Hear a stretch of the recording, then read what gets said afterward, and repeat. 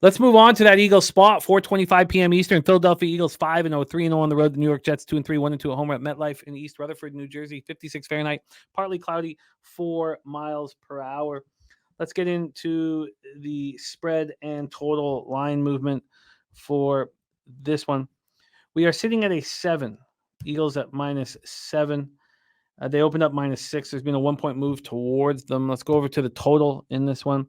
This total is sitting at 41, -109 to the under. It opened up at 42, so we have a 1-point move towards the under. Let's get over to the cash flow here.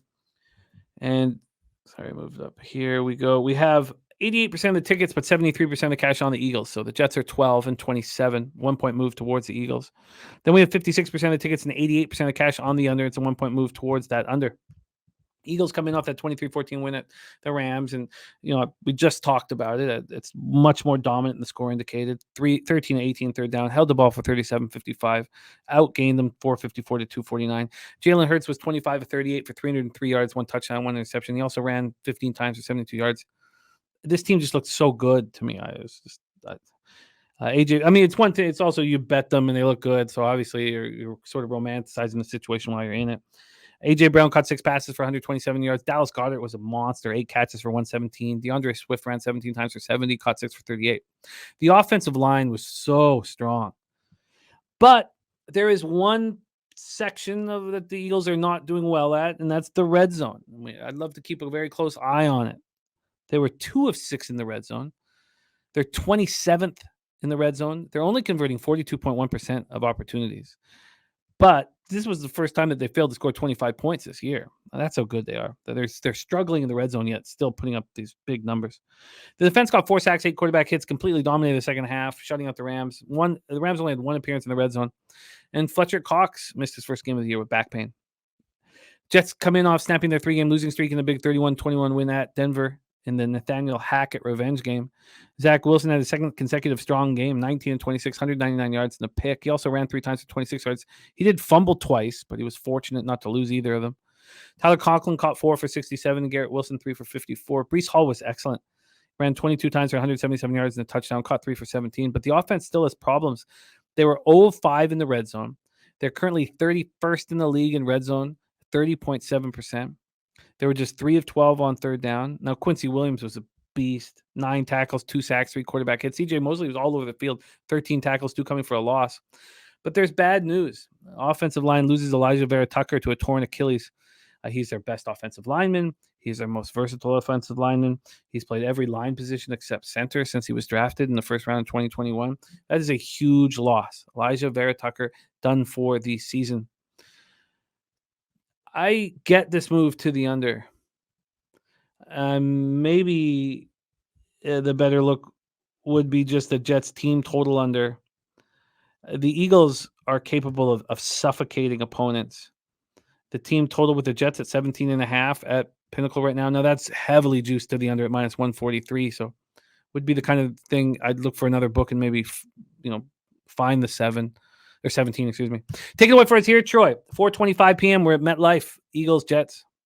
Last week, I was heavily invested in this Jets team, definitely my biggest bet of the year so far. And it wasn't about buying Zach Wilson high. It was about buying the Jets defense low in the market because look at who they played against: the Bills, the Cowboys, the Chiefs, the Patriots, and the Broncos at this point. So if it weren't for a few outlier plays that Sean Payton, to his credit, drew up, some clever screens, some creative runs, they would have looked a lot worse. Some of the numbers on offense would have looked a lot worse for this Broncos team. And they exposed this Broncos defense, but who doesn't? They dominated the line of scrimmage. Their run block is 5th in the NFL. And Zach Wilson was every bit as bad as we remembered. He was terrible. He looked confused from the first snap to the very last where he threw that pick. You could tell he's playing not to lose opposed to playing to win and playing with a free mind. You could tell that it's just weighing on him. It was too much for him. Maybe he does better at home this week, but what we've seen out of Zach Wilson was exactly what we should expect. Fit right in line with his whole entire career. And they're going up against, it's not the Broncos this week, it's the Eagles. And I think they've been pretty damn impressive. My only concern that last game with the with the Rams and the Eagles was their secondary, and their coverage rating went from 22nd to 24th after the Rams game, even with that shutout in the second half. I think that speaks volumes to how good the Rams passing attack is, but offensively, the Eagles are starting to get back on track. Best third down conversion rate in the NFL, even though they can't convert in the red zone. Hurts' advanced numbers are regressing back to where he was last year with his MVP candidate performances. And they have a top 3 offensive line, to no one's surprise, in every statistical category you could draw up. So the Jets, why I was so heavy on them last week, part of that was because I believe that they would be able to run the ball and rely on Breece Hall to drive, to turn out yards. And here's the thing. If they fall behind to this Eagles team, they're going to smell blood in the water. We already seen the Jets abandon the run versus a team like the Cowboys. They just completely abandoned it once they got down. I think they only had 15 carries that game.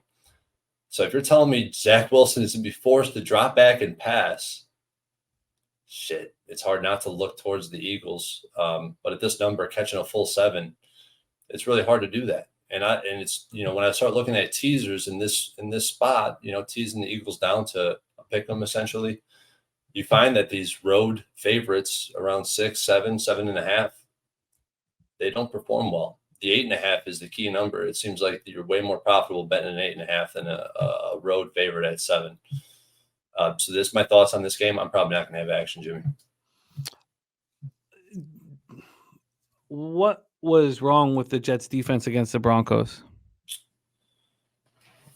I thought the Jets defense, besides the few big plays, I didn't think I've seen much of a problem. What are you referring to exactly? Is there anything specific on your mind? I just 15 first half points or whatever. I know that they tightened up defensively, and I know they shut down Judy and Cortland Sutton, but I want to bet this under. And my only concern here are the Jets going to be able to slow down the Eagles? I think, well, they still rank as one of the best red zone defenses in the NFL.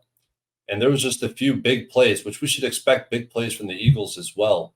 But we know the Eagles like to slam on the brakes in the second half, contrary to what happened last week to some extent. But we know that they just like to grind games out at the second half, and I don't see why that wouldn't happen here. Birdie says Jets are winning this game outright. There's no rush unlike the last 3 weeks where the world has bet Eagles opponents. Now the world's betting the Eagles. Time for a score. Jets money line for him, and Sky Dragon has bookmarked it for trolling. Birdie's on a couple big dogs on the money line. I love it. I'm going to be on the under in this one. I'm going to bet it this evening. Under in Eagles Jets in East Rutherford, New Jersey.